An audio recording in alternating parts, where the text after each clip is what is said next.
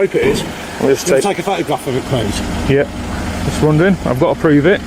Obviously, I don't know you from Adam. You could be someone just who's Well, dressed up we're not as a going to do copper. this for fancy dress, are we? Right.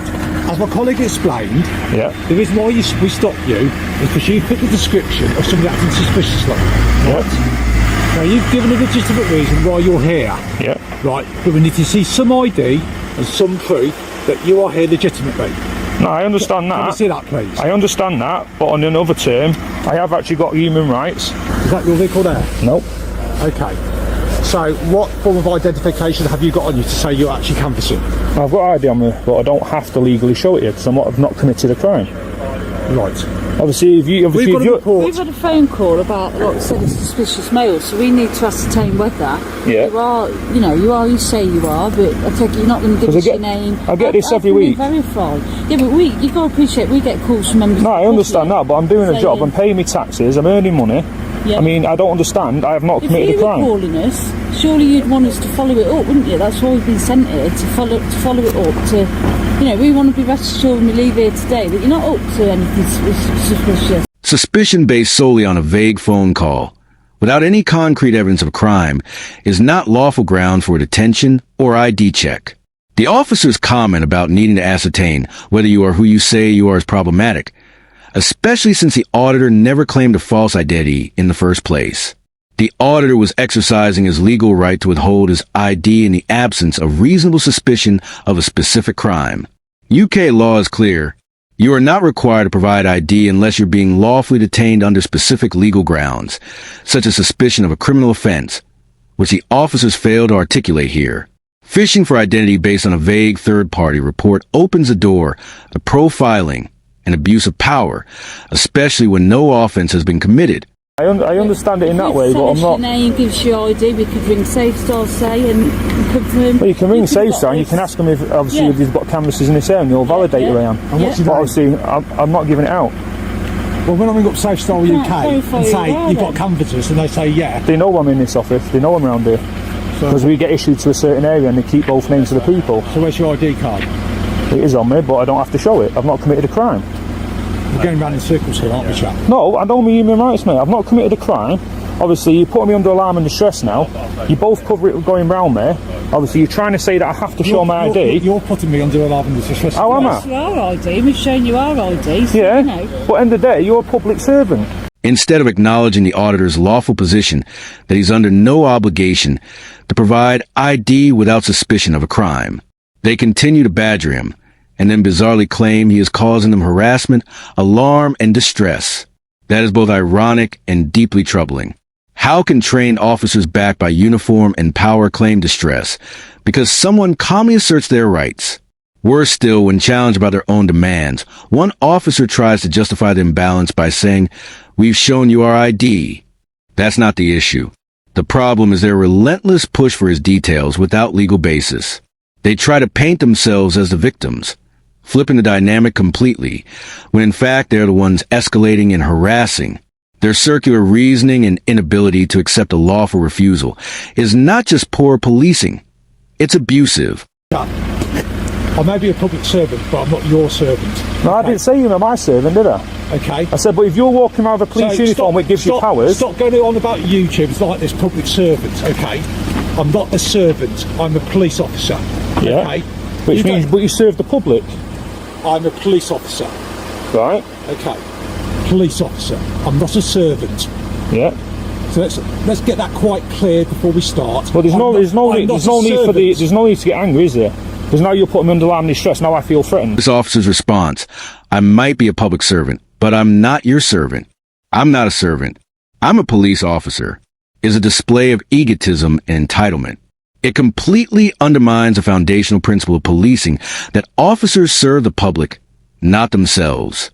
By trying to separate his role from service, he's revealing an inflated sense of authority and a deep misunderstanding of his duty.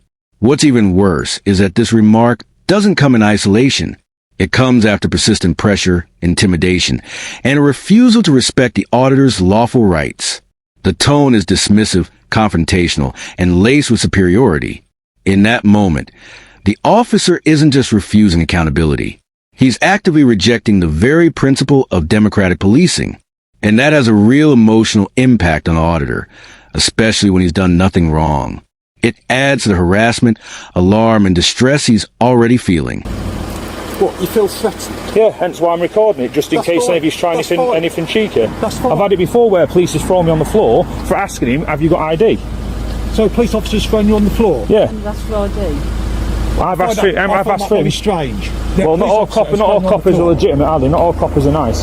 So at this moment in time, am I detained? Yes, you are. What for?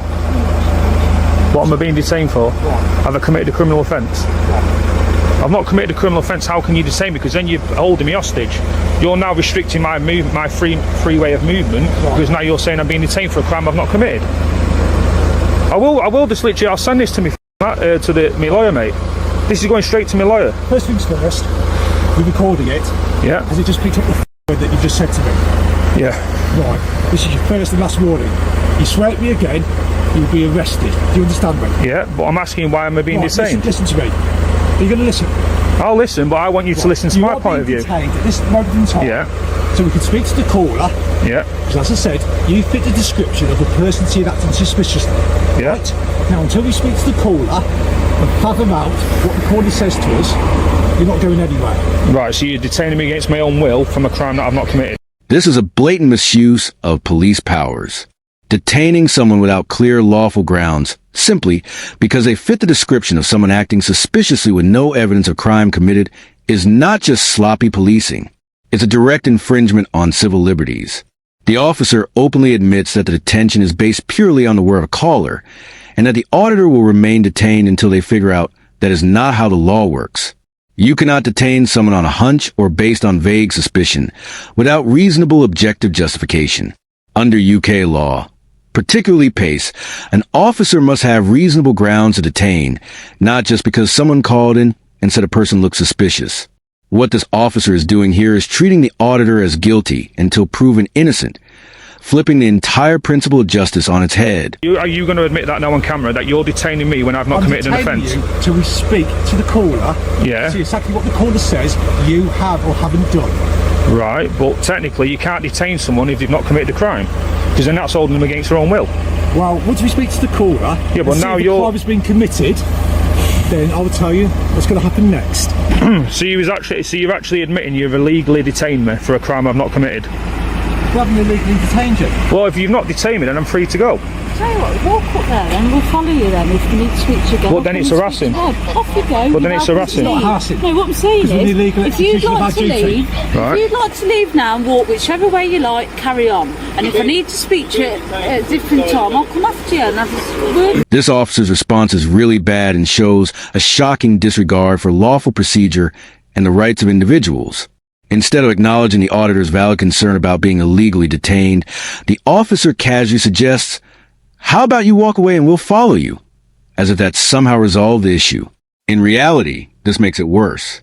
Surveillance without legal justification is a form of harassment, especially after the auditor has clearly asserted his right to be left alone. What the officer is essentially proposing is an informal, unspoken stop, tailing someone in the hopes of justifying their suspicion later rather than acting on lawful grounds in the moment. This is a textbook example of policing by intimidation. If the officer doesn't have the power to legally detain someone, then shadowing them under the vague possibility of needing to speak again is not only unreasonable, it's oppressive. I'll just put a complaint in. I'll just put a complaint into IPCC. That's fine. That's fine. Because obviously you're illegally detaining me for a crime I've not committed. So obviously, like I'm going to ask again, am I being detained for a crime? Because obviously now no one's answering. If I'm not being detained for a I'm crime... just in the process of speaking to your manager. Right. If you'd like to walk away, you are free to walk away. And if I detain us a crime, I will come after you, won't I? It's up to you, sir. I'm not going to turn me back. I'm not going to turn me back on officers so you can body slam me. Do what you'd like. I don't think I'm capable of body slamming. There's police out there that body slam people for the fun of it. When he's asked for an officer's ID. So you've illegally detained me. You call me a liar.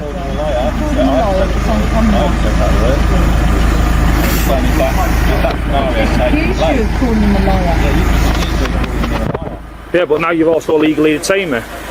So wait until IPC. circles. Twice I've said, if you'd like to walk away, walk away. Well, just for the camera, have I been committed as a crime? I haven't ascertained that at the moment. Right, so I've not committed a crime, so...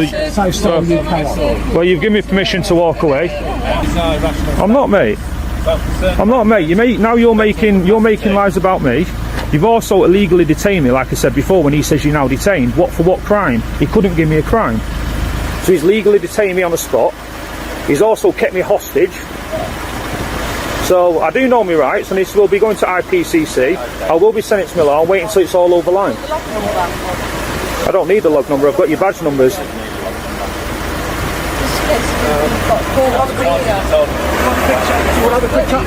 Because I don't trust it. I don't trust the fact I can walk away with you. Had you shown us your ID in the first instance, I don't think it would have taken this long. So when you're talking about being... Yeah, but I don't have to show my ID if I've not committed a crime or I'm on suspicion of crime. I've not committed a crime. This comment from the officer suggesting the situation wouldn't have escalated if the auditor had simply identified himself reveals a deeply flawed mindset. It shifts the blame for their own poor policing onto the individual asserting their rights. The auditor hadn't committed a crime, made it clear he was working, and explained his legal position. Yet, instead of respecting that, the officer acted like the auditor's refusal to roll over was the real issue. What this really shows is an ego problem. The officer couldn't handle being told no, and rather than taking a step back to reassess the situation lawfully, they doubled down and implied that the auditor was the one prolonging the situation. It's a dangerous line of thinking, one that encourages officers to treat non-compliance with demands as justification for detention or further escalation. If working's committing a crime, I'll just go and join benefits. You could have ascertained your working 10 minutes ago and you could have gone on your way then, couldn't you? So we'll have to go so we don't have body Okay, slamming. log. So we don't body slamming. before you get that urge. Yeah. Okay. So,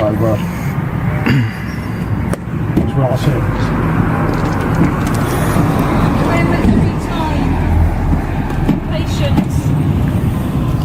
Free to go, Sam? Yeah, I'm just waiting for you to leave. I took them to a criminal court and a civil court. At the criminal court, I was awarded £35,000 because of the incorrect ways and the way they did the jobs, which was performed illegally. Officer Stephen Haynes, PC Jarvis and PC Warwick. One of them was suspended for 2 months with further investigation. One of them was fired, and the other one was given a slap on the wrist and was allowed to still do the job, but under investigation by their own. That £35,000 compensation payout speaks volumes, not just about the damage done to Curnow, but about the scale of misconduct by the officers involved. This wasn't a slap on the wrist moment. It was a serious legal reckoning. Courts don't issue that kind of payout unless rights have been severely violated. And this case proved exactly that. The fact that one officer was outright fired, another suspended for 2 months pending further investigation, and a third left under internal review despite a slap on the wrist shows this wasn't a misunderstanding. It was systemic failure by officers who either didn't understand the law or didn't care. From the very beginning of the interaction, the officers showed a dangerous combination of arrogance and ignorance. They approached with suspicion based purely on a vague phone call, and instead of investigating with professionalism, they went straight into demanding ID without any lawful grounds. When Colonel rightly stood firm, exercising his basic rights, they escalated the situation with force and detainment, not because it was justified, but because they couldn't stand being told no. That isn't policing. It's coercion. Their misuse of powers, unlawful detainment, and desperate attempts to justify it all by following up with the caller expose their total lack of proper procedure. This entire episode is a warning shot to any officers who think they can bluff their way through the law. It's also a powerful reminder to the public. Never be afraid to assert your rights. Stay calm and document everything. Colonel's firm stance, legal knowledge, and refusal to be intimidated led to real consequences for those who abuse their power. It shows exactly why public accountability matters, and why knowing the law is your greatest shield against unlawful policing. That's it for today's video. If you enjoyed this episode, don't forget to like, comment, and subscribe. It really helps me continue with my independent coverage. His channel is linked in the description. Show him some love. Thanks for watching. See you in the next.